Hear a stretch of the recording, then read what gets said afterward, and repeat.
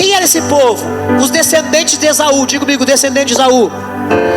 Eles declararam guerra contra Josafá. Mensageiros informaram Josafá: um exército enorme de Edom vem de além do Mar Morto contra o rei. Já está em Hazazon Tamar, isto é, em Gedai.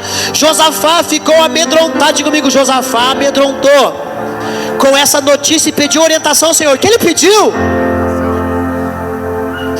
Ordenou um jejum em toda Judá, e os habitantes de todas as cidades de Judá vieram a Jerusalém para buscar a ajuda do Senhor. Josafá se pôs em pé diante da comunidade de Judá e de Jerusalém, em frente ao pátio do novo templo do Senhor, e orou, porque ali era costume, toda vez que eles precisavam ir para a oração, o rei ia para o pátio do templo, levava o povo tudo em jejum e oração para ouvir o que Deus tinha para fazer. Por quê? Porque era o meio pelo qual eles tinham de buscar resposta. Irmão, de falar uma coisa para você: Deus não vai te dar a resposta que você precisa lá fora, Ele vai te dar a resposta no templo. Você não crê nisso? Se você não crê, diga assim: eu não creio. Pode falar: eu não creio. Tem resposta que se você não vai ouvir lá fora, é aqui dentro. Tem gente que está esperando resposta lá fora, irmão, mas lá fora a resposta que você está procurando só vai coçar os teus ouvidos. A resposta que você precisa aqui dentro. Talvez tudo que eu falei até aqui na liberação profética é o que você precisa para mudar a tua vida. E você está esperando fazer uma campanha para ver se muda. Não, não vai mudar com campanha, vai mudar com posicionamento.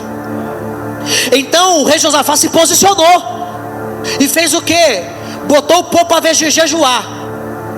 Botou o povo, irmão, na frente do templo e lá no pátio do templo. E aí eu não sei se você sabe, mas o pátio do templo, segundo o que está escrito em Êxodo, segundo o que está em Levíticos, é um lugar de comunhão.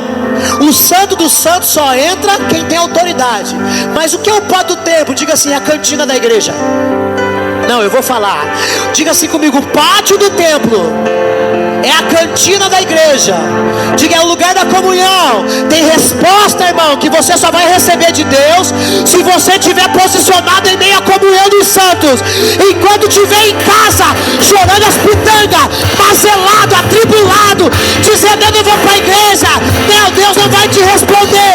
É no pátio do templo que você se posiciona, e é no pátio do templo que Deus levanta os seus profetas para falar ao seu povo.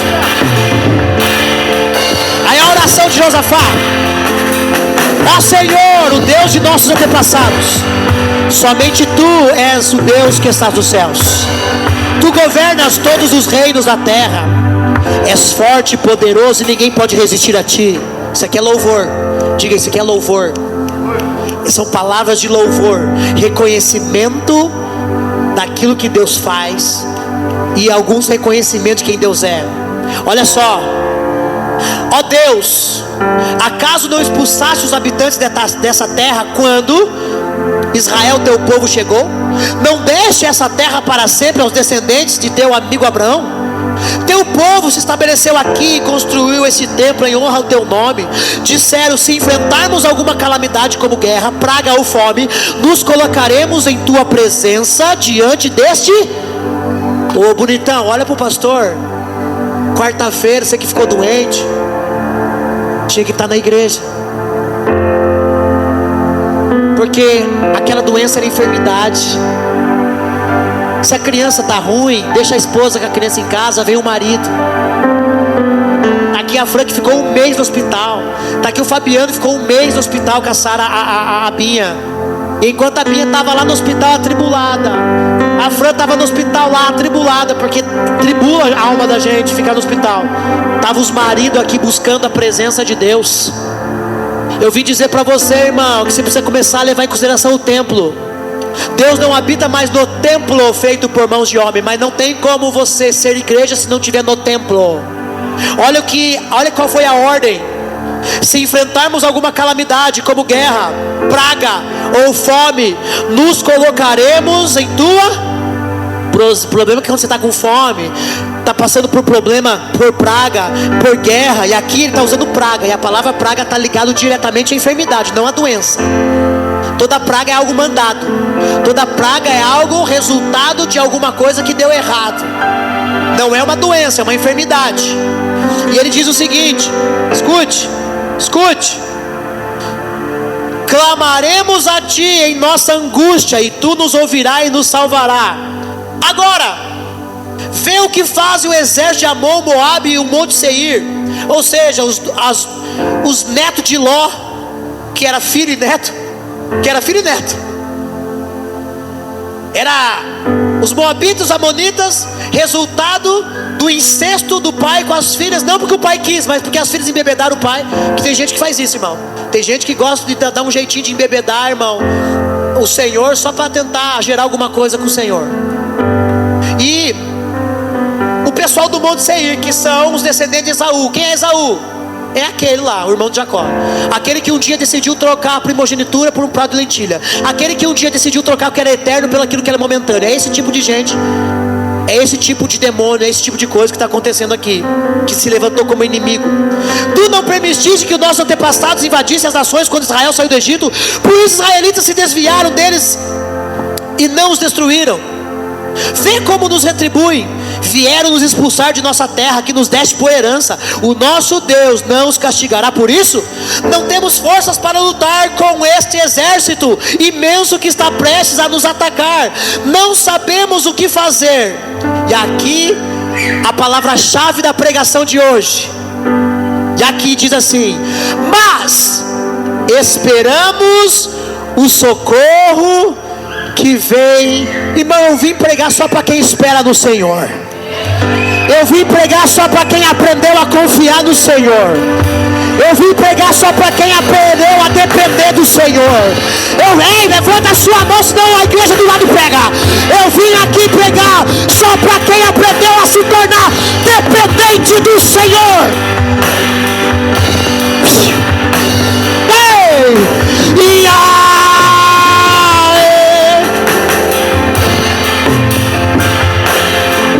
Agora, eu preciso dizer algo para você. Esperar no Senhor não é sentar minha bunda e não fazer nada. A Bíblia declara que em Mateus capítulo número 25 que há 10 virgens esperando Jesus. A escatologia diz que Jesus vai voltar e a igreja está esperando. Mas sabe o que é interessante? Quando eu estudo escatologia, seja de Mateus 24, 25 ou de Apocalipse capítulo 3, 4, 5, é interessante que o povo está esperando, não está só esperando, ele está fazendo alguma coisa para ir ao encontro.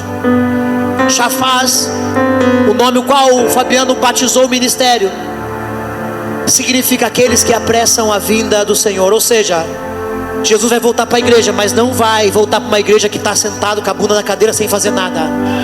Não está cultuando, adorando, dizimando, ofertando, comungando.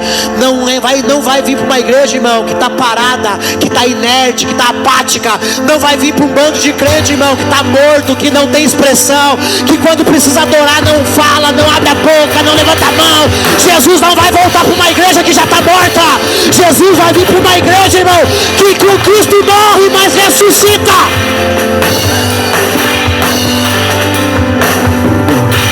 Aí o negócio fica doido. Enquanto todos os homens de Judá estavam diante do Senhor com as suas crianças de colo, suas esposas e seus filhos, o Espírito do Senhor veio sobre um homem ali no meio deles. Seu nome era Jaziel, filho de Zacarias, que era filho de Banaia, que era filho de Jeiel, filho de Matanias, levita, descendente de Asaf. Agora eu vou começar a pregar de verdade para você. A primeira coisa que eu preciso dizer para você, irmão, é que quando você está esperando o Senhor, Deus nunca vai vir com a solução resolvida. Ele vai vir com o posicionamento que você precisa tomar. I'm gonna repeat for you. A gente ora, busca, clama e fala: Senhor, eu estou esperando em Ti. E o problema é que toda vez que nos colocamos diante de Deus, esperamos Ele vir, esperamos que Ele venha com a solução pronta. Mas toda vez que Deus vem em resposta, não é o problema resolvido, é o posicionamento que é exigido. Deus não vai, irmão, fazer nada na sua vida sem primeiro exigir de você um posicionamento. Então eles estão esperando, estão orando, estão jejuando, estão clamando. E quando Deus decide fazer, Ele não manda o banqueiro, Ele não manda, irmão, sei lá, a fada madrinha, Ele manda um profeta. O teu problema é que você não quer entender que a tua solução vem por meio de uma palavra que posiciona você e muda a sua vida. Pastor, quando é que Deus vai me visitar? Quando é que Deus vai mudar minha vida? Quando você se posicionar. Ora para Deus mudar a condição. Ora para Deus mudar a situação. Ora para Deus mudar a circunstância. Só que quando Deus te responde, Ele não te responde mudando o problema, solucionando o problema ou resolvendo a situação. Ele te responde por meio de um profeta dizendo o seguinte: ei, Deus quer um posicionamento de vocês. E olha o que acontece.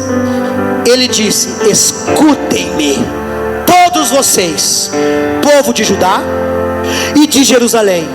E não para por aí, porque profeta tem autoridade para meter o dedo na cara de rei. Escute, rei Josafá, assim diz o Senhor para aqueles que nessa noite estão esperando nele. Você veio? Diga: eu estou esperando. Diga: eu vim aqui, estou esperando. E a primeira coisa não é a solução do problema.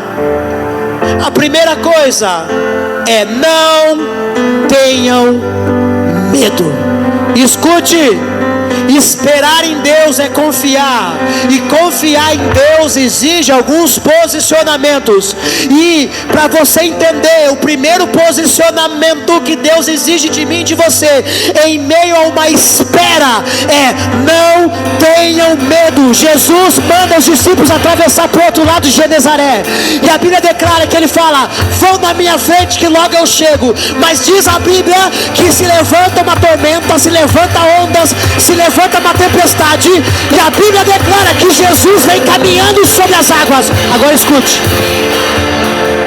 por causa da tormenta, por causa dos ventos, os discípulos estavam e aí eles começam a olhar Jesus vindo, e eles dizem: és um fantasma. Porque quando você está com medo, passa a acreditar no que não existe. A pior coisa que tem para quem está esperando de Deus é acreditar naquilo que não existe, por causa do medo que se instala no coração. A primeira coisa para aqueles que esperam no Senhor, Salmo 125, verso 1: aqueles que confiam no Senhor. Você está comigo? Ei! Os que confiam no Senhor são como os montes de Sião, que não se abalam, mas permanecem para sempre, diz o Senhor.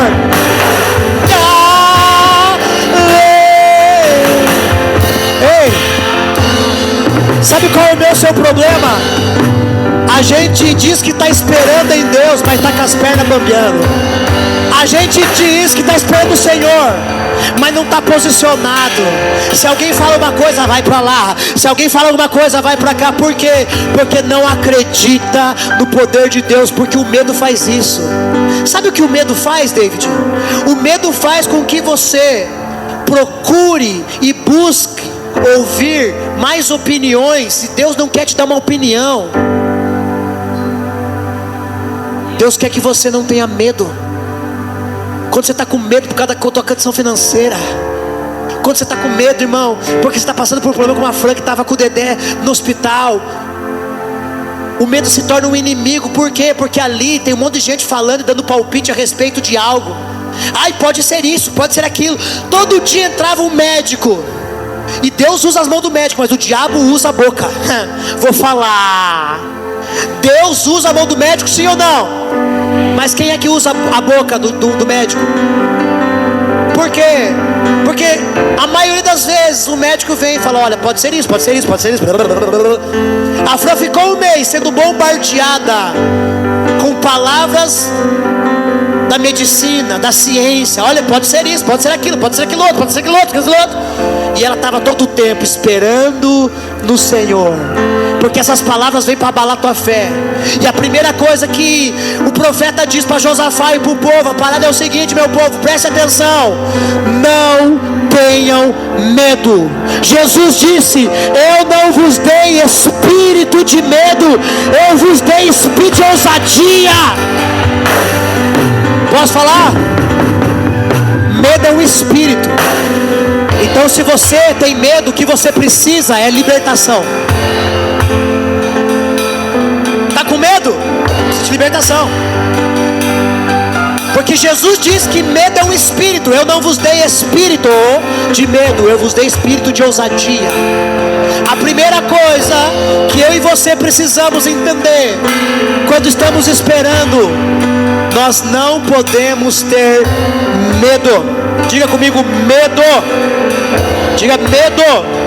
Vai embora, medo. Os que confiam no Senhor são como os montes de Simão. Para de se abalar. O Senhor vai abalar tudo aquilo que é abalável, mas vai permanecer aquilo que é inabalável. Eu vim pregar para uma igreja que não tem medo, irmão. Eu vim pregar para uma igreja, irmão, que não tem medo, porque sabe que aquele que habita dentro de você é maior que aquele que habita no mundo. Eu vim aqui profetizar, irmão, que se tinha algum medo na tua vida, na tua casa, vai começar a cair por terra agora em nome de Jesus. Você que tem criança que tem medo escuro, desliga a televisão. É por meio da televisão que ele está recebendo o espírito de medo. Satanás está usando os seus meios, suas fontes, para botar medo no teu filho. É por isso que teu filho fica correndo de madrugada para tua cama. E aí o diabo não só atrapalha a saúde do seu filho, o sono dele, como o teu relacionamento, porque aí você bota no meio da sua cama e agora você não tem mais coragem de levar para dormir na cama dele. Ei, em nome de Jesus, se você percebe que há medo da tua casa, hoje você vai chegar em casa marchando e dizendo: espírito de medo, eu te repreendo em nome de Yeshua.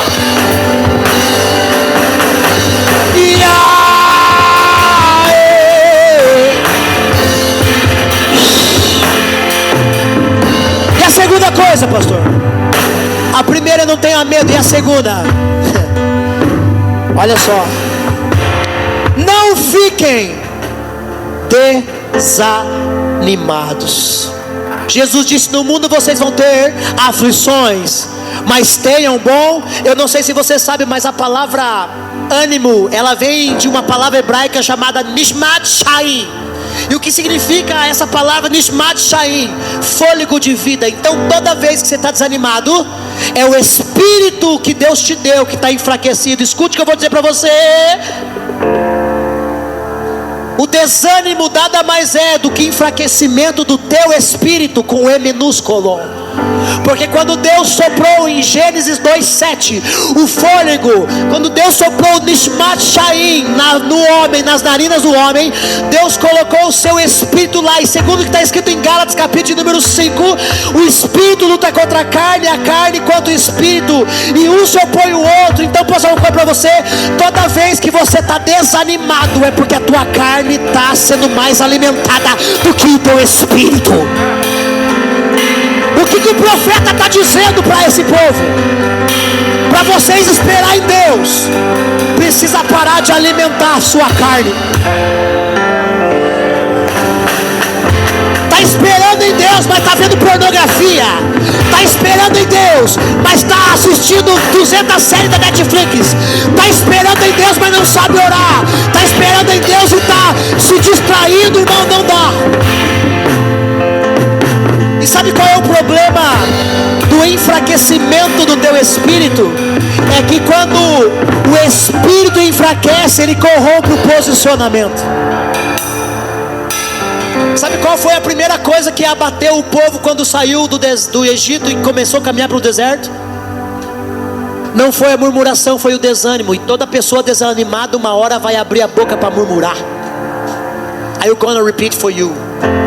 Toda vez que você se permite desanimar, é porque você está tentando animar a tua carne. Eu já fiz isso, irmão. Já saí atribulado da igreja, já saí atribulado de circunstâncias, questão financeira. Aí sabe aquele negócio? Aqui que é um pum, né? Para quem já está defecado.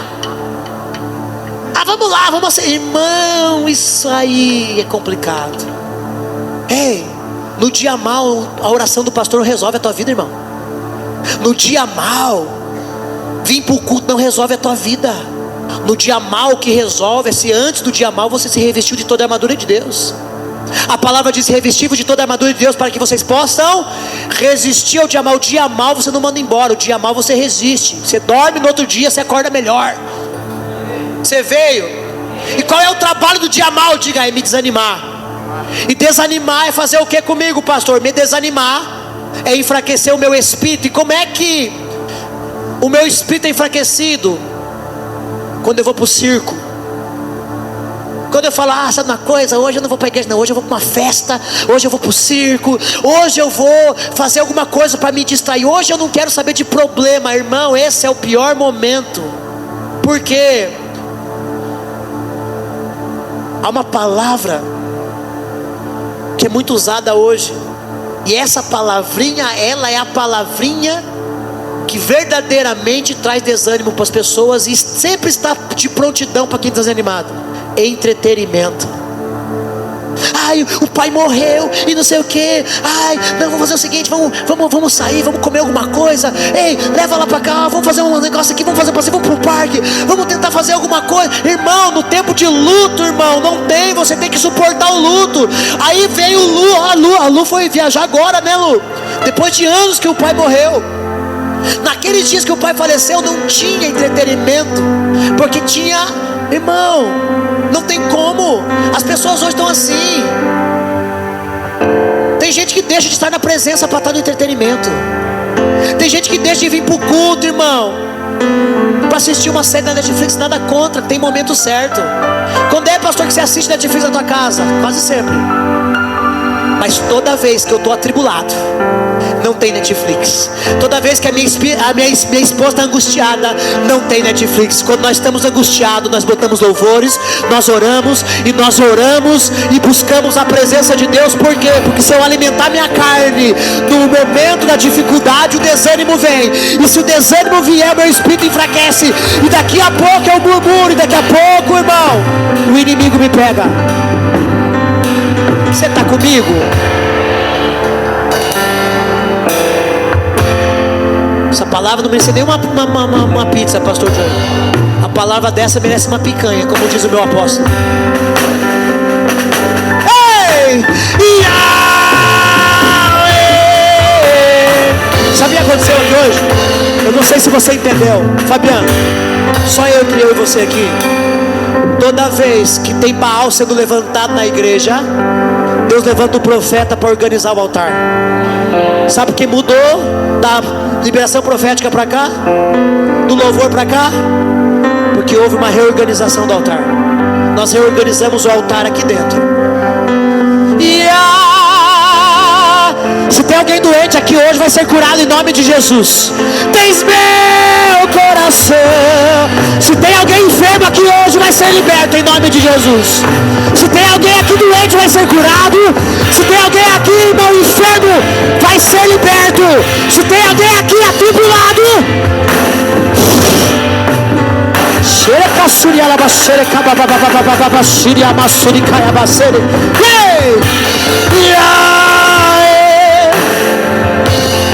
diga comigo em segundo lugar. A ordem do profeta é não desanime, porque Deus disse: não fiquem desanimados por causa do... Eu prometo que até o final do culto você vai ficar doido. Diga: enfraquecimento do espírito compromete o posicionamento. Vamos ler comigo o texto? Não fiquem desanimados por causa desse exército imenso, pois a batalha não é... A batalha não é...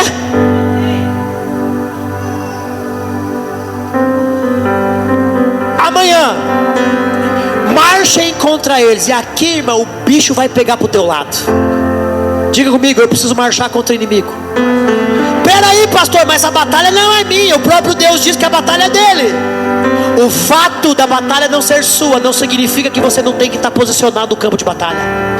O problema do crente de hoje, esse crente frouxo que existe hoje, que não é você, é a igreja ali do lado, é que ele entrega para Deus e fala: Deus, te vira que o problema não é meu. Não, irmão, Deus nunca vai entrar numa guerra por você se você não for junto com Ele. Por quê? Porque Deus deseja que você vá junto para ver a vitória do Senhor contra o teu inimigo. Você veio, marche contra eles. Por que Deus está mandando Josafá e todo o povo marchar? Olha para o pastor. Terceiro lugar, eu te entrego aqui, irmão, uma pérola. é que quem não está marchando está recuando, e quem está recuando é covarde. E eu não vim pregar para covarde hoje aqui. Eu não vim pregar para mulher covarde que diz eu quero separar. Eu não vou, não, eu não vim pregar para covarde. Eu desisto. A ordem de Deus é o seguinte: eu vou dar livramento. Vocês não precisam ter medo, não precisam ficar desanimados. A peleja não é de vocês, mas vocês vão ter que marchar de encontro com o inimigo. Por quê? Porque quem não está marchando, irmão, já pensou? Você está ali diante da solução do teu problema, aonde Deus diz que é com Ele, não é com você. E na hora que o Senhor vai realizar o milagre, você sai correndo. Você vira igual a mulher de Ló, uma estátua de sal. Você não pode olhar para trás. Jesus disse: aquele que bota a mão no arado e olha para trás não é apto para o reino de Deus. Eu vim pregar, e eu não vim pregar para covarde. Os covardes não vieram para o culto. Aqui só está os ousados. Aqui só está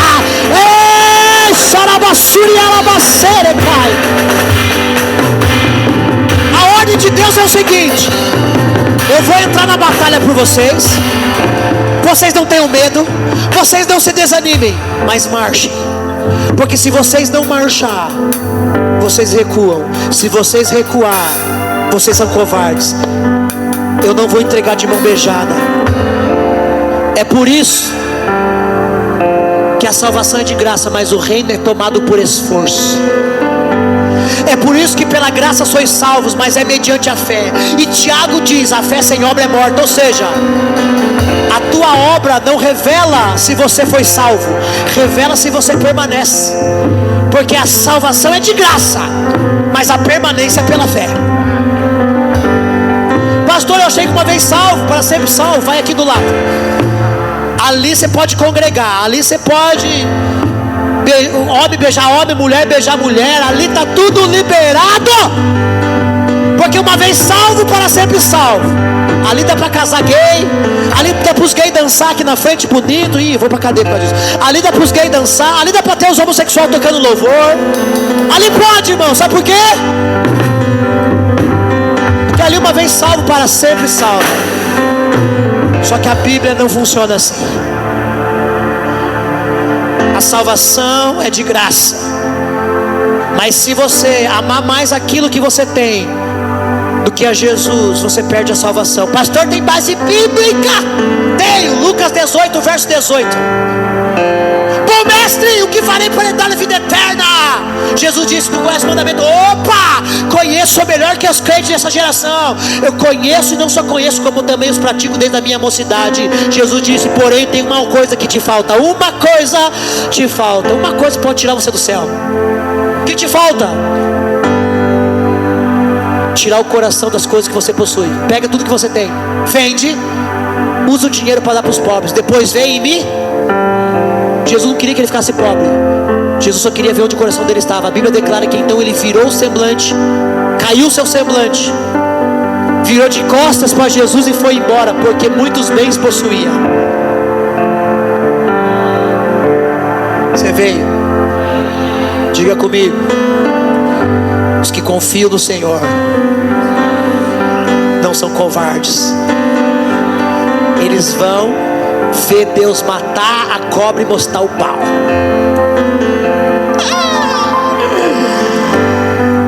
Eu quero viver um avivamento. Eu não quero viver um avivamento. Eu quero ir para a cadeia pelo avivamento, se necessário. Eu estou disposto a pagar o preço para entrar em lugares que ninguém entrou, para falar o que ninguém está falando, para que o avivamento, irmão, ele aconteça a partir de alguém. Porque todo avivamento que eu conheço, de 100 em 100 anos, alguém foi usado pelo avivamento. John Knox dizia: Senhor, dai-me a Escócia, senão eu morro.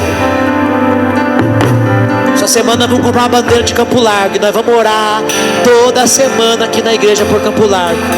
E nós vamos falar: Senhor, dai-nos Campo Largo. debaixo da visão que nós carregamos, nós queremos os órfãos. Aquele que teve o pai que matou a mãe, nós queremos esse. Aquele que virou bandido porque o pai foi embora, nós queremos esse. Nós queremos todos aqueles que são órfãos dessa cidade. Nós não queremos crente, não, porque até o diabo é crente.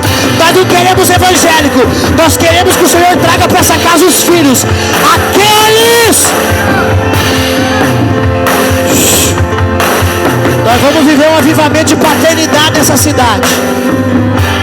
E eu não estou aqui para concorrer com os meus irmãos lá, que eles continuem ganhando almas. Nós vamos trabalhar para edificar uma igreja. Ai, maior igreja da cidade, tem mais de 1000 membros.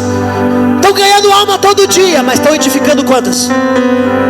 Porque até o que eu sei, teve um monte de gente que saiu porque só foi ganho, mas não teve edificação. Nós estamos dispostos, irmão, a pagar o preço que for necessário, irmão, para ver o Senhor fazer na nossa geração o que Ele disse que vai fazer. Eu não, me perdoa, irmão, Jesus não vai mudar o teu casamento, não vai mudar a tua vida financeira, não vai te dar um emprego novo. Deus não vai fazer enquanto você não marchar. A ordem para o Marcelo foi: Marcelo, marche. Marche para onde, pastor? Marche em direção ao teu propósito, casar. O Senhor mudou a vida dele em menos de um mês, e vai mudar muito mais. Se Deus fez a tua vida, Marcelo, o que Deus fez em semanas, eu fico imaginando o tamanho daquilo que Deus vai fazer em meses e anos. Só não sai da presença, só não sai da casa do Pai, só não sai debaixo da unção. Vou repetir o que o Marinho disse aqui, viu? E vou falar, está se concluindo na vida de algumas pessoas. Saiu para fora da porta, perdeu o Wi-Fi. Perdeu. Saiu para fora da porta, perdeu o Wi-Fi. Isso não é um discurso de que nós somos os melhores. Não, isso é um discurso de quem sabe o que está fazendo, de quem sabe a obra que está sendo realizada. Eu não fui chamado para fazer a obra de Deus. Segundo o que está escrito lá em Efésios, eu fui chamado para andar na obra que Deus decidiu fazer.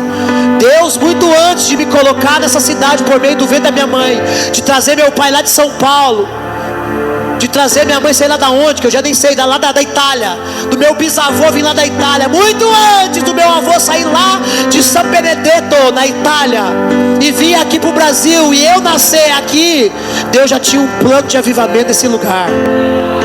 Você veio, ficou em casa. Deus não me chamou para recuar, irmão. Eu estou pregando para mim, de que de vez em quando tenho vontade de ir embora dessa cidade. Mas eu falei: Deus, eu vou comprar uma bandeira do Campo Largo, eu vou orar e vou jejuar sobre ela, e o Senhor vai nos dar essa cidade em nome de Jesus. Porque nós queremos ser a maior igreja? Não, irmão, não quero ser a maior igreja, irmão.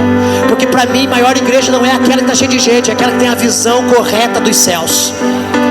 Uma igreja relevante na cidade não é aquela que tem o maior número de pessoas. Anota isso. Uma igreja relevante na cidade é aquela que tem a visão correta dos céus. O que define a qualidade do ministério, irmão, não é o que ele faz, é a visão que ele tem. Por isso você pode ter ministério e não ser eficaz, porque você não tem visão. Tudo precisa de uma visão. Lâmpada para os meus pés é a tua palavra e luz para o meu. Só dá para caminhar se a palavra estiver iluminando o teu caminho. Se você não tiver o caminho iluminado, você não anda. Paulo disse: ei, Filipenses capítulo 3, cada um ande na revelação que recebeste. Pode ter ministério, se não tiver visão, o ministério não anda. Por quê? Porque para você andar, você tem que estar vendo. Paulo diz: cada um anda na revelação que recebeu. Se não tem revelação, vai andar como? Você veio, você ora por mim, estende a sua mão para cá enquanto eu tomo água. Fala: Jesus, preserva o meu pastor em saúde, preserva a família do meu pastor, guarda ele. Vai, ora pela minha vida agora.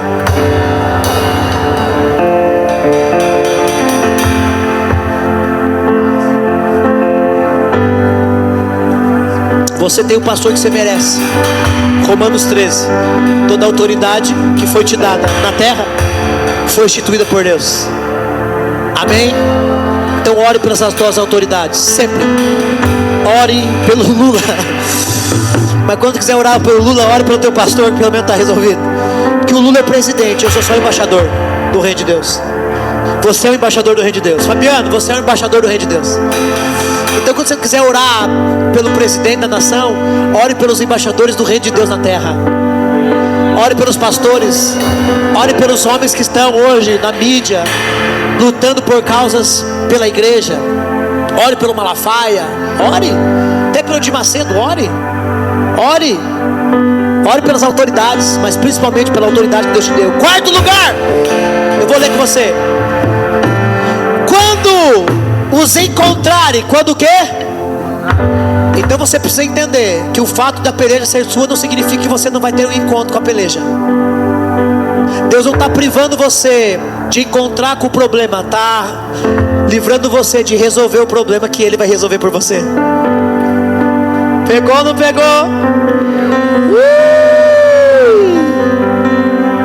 Quando os encontrarem, porém, não terão de lutar. E aí ele diz algo muito poderoso: tomem suas posições, depois fiquem parados e vejam o livramento do Senhor. Escute, posicionamento. Fiquem parados, porque até para estar parado tem que estar posicionado. Sabe o que a palavra do Senhor diz? Eu postei na internet hoje. A Bíblia declara que o semeador saiu para semear, e quando ele foi, quando os servos foram dormir, o inimigo veio e semeou o joio. 1 Samuel capítulo número 3, a Bíblia declara que Samuel estava dormindo na presença do Senhor, mas quando o Senhor chamou a primeira vez, ele se levantou de prontamente e foi até Eli, porque achava e julgava que era Eli que estava chamando. E por 3 vezes aconteceu isso. Na quarta, ele deu a resposta que Eli mandou ele dar. Por quê? Diga assim: estava na presença, mas não estava boiando na maionese. O que fez com que Samuel, na hora que ouviu a voz do Senhor, se colocou prontamente? Porque ele estava aqui, ó. O fato de muitas vezes você não estar fazendo nada na igreja, o fato de muitas vezes você não estar fazendo nada ministerialmente, o fato de muitas vezes você não estar fazendo nada, não significa que não tem que estar posicionado. Você precisa de muita posição para permanecer parado. Por quê, pastor? Escute.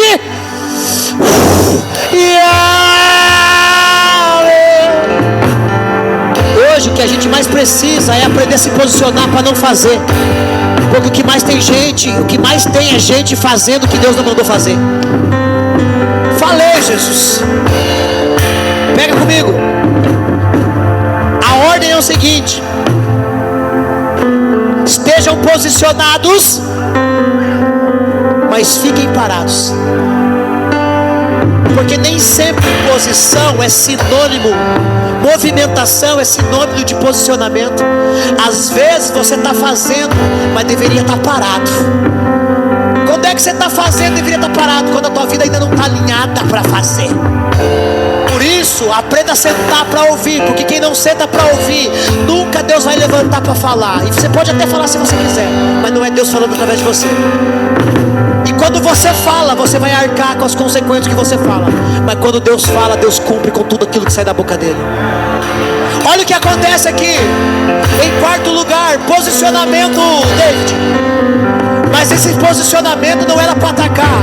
Esse posicionamento era para não atrapalhar Deus no que Deus queria fazer. Porque quando você, irmão, está querendo fazer, quando Deus não mandou fazer, você atrapalha o que Deus quer fazer. Sabe o que Deus está falando aqui para Josafá? Sabe que Deus está usando a boca do profeta aqui para falar para Jerusalém, para ajudar? Aprendam a parar quando Deus está se movendo em favor de vocês. Deus não precisa de ajuda. Teve um homem na Bíblia, uma mulher que quis dar uma ajuda para Deus, criou um problema. Sarai, quando quis dar uma ajudinha para Deus, deu a sua serva Agar para se deitar com o seu senhor Abraão. Deus disse: eu vou até abençoar. Está lá no capítulo 17, verso número 14 de Gênesis. Vou até abençoar Ismael, mas a minha aliança é com Isaac. O problema é que tem gente, irmão, que está trabalhando por Ismael, porque não aprendeu a parar para esperar por Xarabaçu. Falei isso aqui para o pastor Lailton, lá em Araucária, 2 semanas atrás, na inauguração da igreja. Falei: a clínica de recuperação era o Ismael que você encontrou para poder não ficar parado. A pior coisa que tem, irmão, na nossa geração é que todo mundo quer fazer, todo mundo quer aparecer, todo mundo quer like, todo mundo quer curtir. Irmão, posso falar uma coisa para você, irmão? Posso falar? Você pega, você recebe. Diga: eu recebo essa palavra. Do que adianta ser famoso e não ser relevante? Do que adianta ter 100 mil seguidores no Instagram, mas nunca ter mudado a vida de ninguém. Eu não tenho nem 2.000 pessoas no meu Instagram, irmão. Mas se eu chamar para cima, irmão, você não tem noção de quantas vidas Deus já me usou para mudar. Quantas igrejas estão nascendo, irmão, porque o pastor viu na minha figura uma referência de pastoreio, de liderança, de família. Você não tem noção de quantas pessoas, irmão. Tem gente hoje lá em Portugal, irmão, que fala assim: eu só estou aqui por causa de uma palavra de um pastor do meu coração. Eu nem pastorei o cara, mas eu vou abrir um Adora lá no Portugal. Nós vamos implantar o Adora no Portugal e esse casal vai estar lá. Você não crê, irmão, porque a tua fé é faca. Porque quando eu falei para ele: Deus está te mandando para Portugal, Deus falou assim: eu estou mandando esse menino para abrir portas. Você vai para Portugal. E quem vai para Portugal não vai perder o local. Pessoas que mandam mensagem, pastor Aves, que a gente tocou, porque homens de Deus, por onde eles passam, eles não deixam manchas, eles deixam marcas. Você não tem noção de quantas pessoas, irmão, você pode tocar, quantas vidas você pode abençoar. Não é sobre fama. Hoje está cheio de gente na internet, irmão. Procurei, irmão, tem cheio de gente tentando comprar seguidor, irmão. Deixa eu falar uma coisa para você. Eu não estou preocupado com quanto seguidor eu tenho no Instagram. Eu estou preocupado com quanta gente eu estou ensinando a seguir Jesus. Ah, Jesus! Satanás era relevante, Liane. Era anjo de luz, ministro da adoração celestial na terra. Na terra, pastor, vai ler a Bíblia. Eu preguei quarta-feira. Perdeu, se lascou. Ele era um querubim que foi plantado no jardim. Quando Adão foi colocado, Satanás já estava lá. Como Satanás, não como Lúcifer, mas ele já estava lá antes como Lúcifer. Teologia básica, não vou entrar nesse mérito agora. Só que um dia ele deixou de ser relevante para se tornar famoso. Porque toda fama te coloca num lugar. E sabe o que Lúcifer queria? Ele não queria só o trono de Deus. Se você for ler Ezequiel 28, se você for ler Isaías 14, na verdade ele queria um lugar acima do lugar de Deus. E o que é um lugar acima, Deane, do lugar de Deus? É lá onde tem aqueles que têm 6 asas, os serafins. Com 2 cobre o seu rosto, com 2 cobre os pés, com 2 eles voam. Sabe qual é o problema de Lúcifer? É que ele queria o lugar dos serafins. E hoje, pastor? Me pergunte, e hoje, pastor? Ele quer o teu lugar. Por isso ele faz de tudo para tirar você da presença do Senhor. Vou falar, escute. No princípio, Lúcifer desejou o lugar dos serafins. Serafins acima do trono, querubins abaixo. Lúcifer era um querubim que desejou o lugar dos serafins. E por desejar um lugar acima do trono de Deus, aonde os serafins estão, e a orla do seu manto está sobre o templo. Isaías capítulo 6. Como ele não conseguiu, Deus chutou ele para a terra. E agora ele não quer mais, porque para aquele lugar não pode mais voltar, porque a Bíblia vai dizer lá em Ezequiel 28 que ele foi expulso do trono de Deus. Não tem mais acesso. E aí, pastor? Agora ele quer o teu lugar, porque o lugar mais perto que o diabo tem para estar aonde ele queria estar é ocupando o teu lugar. Por isso o diabo faz de tudo para você não vir para a igreja. Mas foi uma dor de barriga. Pois é, você que sabe. Ele vai fazer de tudo para você estar na presença. Ele vai fazer de tudo para você estar na assembleia solene. Ele vai fazer de tudo para você dormir no culto. Ele vai, pastor, fala, não, às vezes não é cansaço não, irmão. Às vezes é um capiroto que está aí fazendo você dormir. Me desculpa. Eu queria acreditar que é só o sono que faz a gente dormir num culto como esse. Não, irmão, falta de zelo pela presença de Deus. Porque você está cansado, irmão, você levanta as mãos, faz igual o Luiz lá, quando trabalhava de madrugada. Agora trabalha mais de madrugada, né, Luiz? Irmão, lava o rosto, toma um energético. Pastor, a carne é fraca. Pois é, mas o Espírito já está pronto. E você vai deixar de receber no Espírito só porque a carne está fraca? Porque o diabo trabalha com um dardo chamado sonolência. Quer uma base bíblica? não vou entrar no mérito, mas a Bíblia declara que quando Paulo estava pregando, lá em Atos capítulo número 27, 28, está na Bíblia, depois você procura, 26, está ali. Havia um menino chamado Eutico, um dia eu prego sobre ele. E a Bíblia declara que Paulo começou a pregar meia-noite, e o menino dormiu, João. E a Bíblia declara que ele dormiu, só que o problema não foi dormir, o problema foi qual posição que ele dormiu. Ele dormiu na janela. E quando ele dormiu, ele caiu para fora da janela. Se tivesse caído para dentro estava bom, mas ele caiu para fora. E a Bíblia declara que ele morreu. De vez em quando, irmão, o diabo só está tentando derrubar você, para você perder a palavra. Diz a Escritura que Paulo continuou pregando, irmão. Fabiano, eu não diminuo a intensidade da palavra, não diminuo a intensidade da unção, só porque vem 3 no culto. Eu vou pregar e se lasca quem não vem. Paulo não parou de pregar. Paulo continuou pregando e foi até as 6 da manhã pregando. Você que não gosta de palavra, não gosta de cantar louvor, o céu não é o teu lugar. Ai, pastor, 1 hora de palavra, 1h30. Pois é, irmão, não sei que céu que você quer ir, se você não quer conhecer o Deus que está no céu. Porque é por meio da palavra que você conhece o Senhor. Experimenta dele. Aí sabe o que aconteceu, Marcelo? O menino chamado Eutico caiu e morreu. 6 horas da manhã, Paulo desceu e falou: tá tudo bem. Orou por ele. De vez em quando a gente tem que ficar ressuscitando morto aqui na igreja por causa disso. Todo crente que falta culto demais, uma hora tem que ressuscitar ele, porque alguma área da vida dele vai morrer. Se tivesse no culto, pastor Bruno, você que está comigo aqui há 10 anos e nunca, dificilmente faltou um culto. Quantas vezes eu precisei sentar com você para resolver o problema do teu casamento? Eu não lembro. Quantas vezes eu precisei sentar com você para resolver o problema da tua vida financeira? Eu não lembro. E todas as vezes falou: pastor, preciso conversar. No dia que a gente ia conversar, não, já está resolvido, Deus já resolveu. Porque quando você aprende a ouvir o Senhor e dá crédito à palavra, o Senhor luta as tuas pelejas.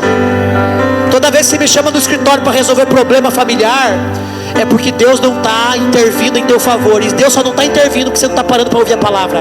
E você só não está ouvindo a palavra, e você só não está, porque você não está posicionado. E você só não está posicionado porque está ouvindo a palavra. Qual é a ordem do profeta aqui? Posicionamento. Uma vez que você se posiciona, irmão, Deus peleja em teu favor. Da primeira vez eu fui, orei pelo Dedé, as mãozinhas estavam parando de mexer. E naquele dia o Senhor fez um milagre. Dedé voltou a mexer as pernas. Os médicos não sabiam dizer o que aconteceu. Dessa vez eu não fui, mas dessa vez eu cuidei das meninas para Fran por 2 semanas. Oramos, jejuamos, e o Dedé está aqui. Porque tem peleja que a gente vai ajudar, mas tem peleja que é o Senhor. Deus não estava só tratando algo, estava movimentando vocês para viver algo novo no Senhor. E o Luciano vai testemunhar isso aqui, né, Luciano? O Luciano vai testemunhar. Então diga comigo assim: de vez em quando eu preciso entender que nem tudo é para mim fazer. O maior problema, irmão, de não ter Deus trabalhando em nosso favor é quando a gente não ouve a palavra que Deus está dizendo para a gente parar. Eu já ouvi o Luiz Hermínio dizer assim, ó: se precisar fechar a igreja, fecha. Se precisar descer do púlpito, desce. Se precisar desligar o microfone, desliga. Se precisar descer do altar, desce. Mas compreenda quando Deus está pelejando em teu favor. O problema é que a gente está muito agarrado ao nosso título. Nós estamos muito agarrados à nossa reputação. Deus me livre alguém saber que nós não temos mais ministério. Deus me livre alguém saber que fechou a igreja. Deus me livre saber que o pastor agora já não prega mais, voltou a trabalhar fora. Irmão, se tiver que parar de pregar o evangelho para posicionar minha vida, minha casa, eu vou fazer. O problema é que tem gente que quer falar com a vida toda arrebentada, tá com a casa destruída, não deita com o marido faz 3 meses, quer falar na vida de gente que está casando. Tem que alinhar a vida, irmão. Tem que alinhar a vida, é posicionamento. A ordem de Deus aqui, ó: se posicionem e fiquem parados e vejam o livramento do Senhor. Ele está com vocês, povo de Judá e de Jerusalém. Ele está com vocês, povo do Adora em Campo Largo. Ixi, só 4, meu Deus. Ele está com você, irmão de Ourinho, São Paulo. Ele está com você, gente de Campo Largo, Adora. Ele está com você lá na tua empresa, Ney. Na tua empresa, Cleito. Ele está com você lá na tua empresa agora, Luciano. Ô Fabiano, ele está com você lá na escola, Fabiano. Ele está com você na escola, ele está com você lá. Pastor Lucas, ei, Pastor Joy. Está apertado aqui, apertado ali, mas manda o medo embora, porque Deus manda te dizer: eu estou contigo no teu trabalho, lá com o Tiago. Ei, Deus está com você na tua barbearia, Pastor Rodrigo. Cadê o Luiz? Perdeu. Foi pro banheiro, perdeu. Deus está com você, Thaís e Luiz, que a esposa ficou aqui. Deus está com você, Thaís, nesse processo agora que vocês estão passando. É livramento, lembra? É livramento. Você veio. Ei, Pastor Bruno, Deus está com você agora, nessa nova caminhada, aonde você não é mais um CLT, mas Deus vai te entregar algo. Deus está com você, filho. Você veio. E aí mais uma vez o Senhor repete: não tenha medo, nem desanime. Saiam para enfrentá-los amanhã, pois o Senhor está com vocês. Ei, o problema é que a gente quer que Deus fique livrando os inimigos. Tem momentos que Deus vai fazer os inimigos ir por um caminho e sair por 7. Mas tem inimigo que você vai... Agora, pastor, por que tem inimigo que Deus faz, que vem por um caminho e Deus faz sair por 7? Porque esse inimigo não vai tratar nada no seu caráter. Agora, por que tem inimigo que o Senhor manda eu ir de encontro com ele? Porque esse inimigo, por mais que Deus peleje em favor de você, você tem que lutar, você ainda vai precisar da tua cara. Sabe por quê? Porque Deus quer mudar o teu caráter. É por isso que Davi saiu do palácio fugido de Davi, e por 2 vezes fugido de Saul, e por 2 vezes Saul encontrou no deserto. Porque você não pode se libertar daquilo que Deus está usando para te moldar. Então tem inimigo na minha da sua vida que não sai. Não é encosto, é problema de caráter que precisa ser mudado. Enquanto você não mudar, o inimigo continua lá. Já percebeu que tem gente que na vida financeira a vida não muda? A escassez financeira é um inimigo. Por quê? Porque o caráter dela precisa ser mudado. Porque se Deus abençoar amanhã ela se torna infiel, se torna mesquinha, se torna rica metida. Então sabe o que Deus faz? Deus permite aquele, porque eu não sei se você sabe, mas teologicamente, escatologicamente falando, a escassez financeira é uma perseguição para a igreja. Não sei se você sabe, mas eu aprendi isso com o pastor Mike Pickle, ex-pastor lá do International House of Prayer, lá em Kansas City, dos Estados Unidos. Uma das marcas na Bíblia da perseguição é o financeiro. Você acha que o Brasil está passando perseguição, irmão? Ai, mas não tem ninguém. Não, irmão. Ei, a maior perseguição que o Brasil vive ainda é o imposto. A maior perseguição que o Brasil vive hoje é a inflação. Isso é perseguição, irmão. Você sabia disso ou não? Faz assim ou assim. Então aprende agora. Aprende. Biblicamente, a primeira coisa que aperta o povo numa perseguição é a questão financeira. Quer uma base bíblica? Eu podia te dar umas 20, mas vou te dar só uma. Quando Jesus veio, ele veio no momento aonde a igreja mais estava sendo espremida e perseguida. Não tinha ninguém matando ninguém, mas o povo não crescia, não prosperava. Entende? E é por isso que os 2 discípulos no caminho de Emaús, Lucas 24, atribulam. Por quê? Porque eles acharam que quando Jesus viesse, viria como o Jair Bolsonaro, ia dar um respaldo financeiro para você melhorar a tua condição financeira. Irmão, o Brasil vive perseguição, só você que não percebeu. Se você não fosse perseguido financeiramente, irmão, você já estava andando com um carro bom, estava morando na sua casa própria. A maior inimigo da igreja do Brasil é a corrupção. E enquanto você não deixar de ser corrupto, lá em cima não vai deixar de ser corrupto, porque a gente quer que lá em cima deixe de ser corrupto para melhorar para a gente. Mas a maior prova que eu e você somos corruptos é porque quando veio a pandemia, a maioria de nós se beneficiou do auxílio emergencial e agora está lascado porque está pagando. Sabia disso ou não? Não sabia? É porque os pregadores que pregavam para você são tudo mentirosos, só estavam preocupados com o teu dinheiro. A minha preocupação não é que você abençoe essa igreja. A minha preocupação com você é que Deus abençoe a sua empresa. É por isso que está um monte de gente que virando empresário. E se você se tornou empresário aqui, irmão, e sair para abençoar outro lugar aqui, irmão, tá lascado. Porque você precisa honrar onde você veio. Quem te abençoou não é o pastor, é a igreja, é a visão. O que fez com que Deus mudasse a tua vida, irmão, não é o pastor da igreja, nem a unção da casa, é a visão. Foi por meio de uma palavra que os olhos de alguns irmãos aqui se abriram e eles foram empreender e hoje são donos do seu próprio negócio. É ou não é, Cleito? Foi uma palavra sobre Pedro que abriu, que o Cleito chorava no final do culto, chorava para um lado e para o outro, chorava, pastor, Deus falou comigo. E ontem nós fizemos a inauguração da Bike Show ali. Você vai dar glória a Deus ou só tá com inveja? Amanhã é você no teu negócio, no teu dom. O menino que cresceu arrumando bicicleta dentro da garagem do pai, hoje Deus entregou para ele a sua própria oficina. E eu já profetizei, Deus vai fazer coisas maiores ainda na vida do Cleito e da Dani. Mas foi uma palavra aqui. Não foi uma oração, Cleito, foi uma palavra, que essa casa tem palavra. Foi uma palavra que destravou a vida do Luiz. E hoje ele é um conselheiro financeiro. Meu Deus, nem vou falar o que ele é, porque o currículo dele é forte.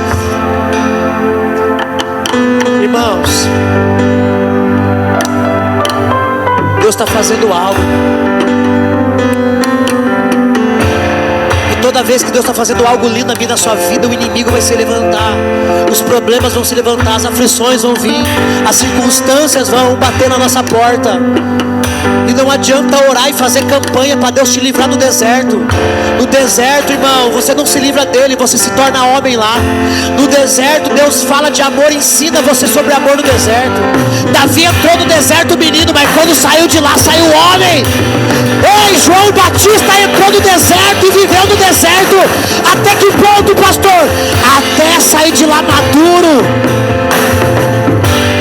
Nós hoje vivemos a colheita de uma igreja dos anos 2000 que fazia campanha para ser livre do deserto, e por se livrar do deserto e dar os seus meios, se tornou uma igreja, irmão, imatura. E por isso hoje a maioria dos filhos de pastor dos anos 2000 estão tudo desviados, porque o pastor quis poupar o filho, porque quis poupar isso, aquilo, outro, quis poupar os filhos do deserto. Irmão, eu não poupo meus filhos do deserto, porque deserto é escola de profeta, vai ter que passar pelo deserto. Igreja não é um lugar, irmão, onde você vem com um e ganha dois. Igreja é um lugar onde você vem com dois e compartilha para que o outro que não tem também tenha. Você veio. Vou parar por aqui, irmão. Em quarto lugar, aprenda a parar. Nem todo lugar é para você estar. Eu falo pra minha esposa, nem toda mesa é para você se assentar. Nem toda reunião, nem toda programação, nem tudo, irmão. Você tem um compromisso aqui, irmão, quarta e domingo. Mas vai ter aqui, irmão, esse ano, café de pastores. E o fato, irmão, de você não ser o pastor não significa tentar, mas você tem que entender se é para você estar nessa peleja. Vai ter 12 horas de adoração agora, dia 3. Você tem que entender, irmão. Tem lugar, irmão, que eu não vou para pregar, eu vou para receber. Eu estou indo agora para Ipatinga. Alguém perguntou se vai pregar lá. Eu falei, irmão, que pregar, irmão? Eu quero ir lá para polir minha aliança com o meu pastor. Eu quero sair de lá, irmão, quero voltar de lá chorando, eu, o pastor Joe e o pastor Lucas. Que o Lucas, pastor, vocês vão ver a adoração da igreja aqui quando o pastor Lucas subir aqui depois de 4 dias em Ipatinga. Ele está indo lá para receber uma unção fresca sobre a vida dele. Você vai ver, o bagulho vai ficar doido aqui. Vai vir tudo estragado nós três. Você vai ver o pastor Joe esse ano não só abrindo culto, vai começar a pregar aqui em cima. E já vou dizendo, você vai apanhar, porque o homem está cheio de borracha na mão. Você vai ver. Pastor Joe esse ano não vai só estar em abertura de culto aqui não, vai estar ministrando a palavra aqui, acelerado. Você acha que Deus tirou ele da escravidão dos outros aí para quê? Para se dedicar na palavra. Vai trabalhar, vai mexer com lataria de carro, mas Deus vai te usar aqui, irmão, para polir uns crentes aqui que precisa ser polido, porque parou de brilhar. Meu Deus! Meu Deus! Ei, pegou ou não pegou, pastor Joey? Deus vai te dar uma palavra cirúrgica. Deus vai te usar igual usa as tuas mãos para dar brilho para carro velho. Sabe o que é carro? Ministério. Deus vai usar ele, irmão, para dar uma lustrada em você. Viu? De vez em quando ele vai vir com aquela ferramentinha e falar assim: ei, aqui tá cheio de massa, viu? Aqui não é original, aqui tá falso.